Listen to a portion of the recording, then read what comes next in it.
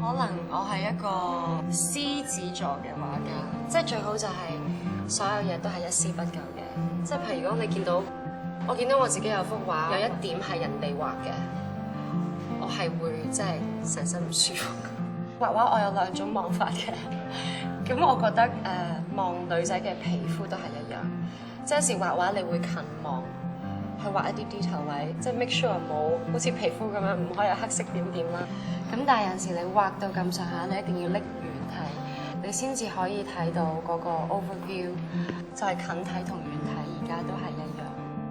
我覺得 Dermis 嘅治療師係同我係有好多嘢相似嘅，即係都係一個 artist 嚟嘅，因為大家都會有佢嘅執着啦、做嘢嘅細緻啦、sensitivity 啦。笑容好啩。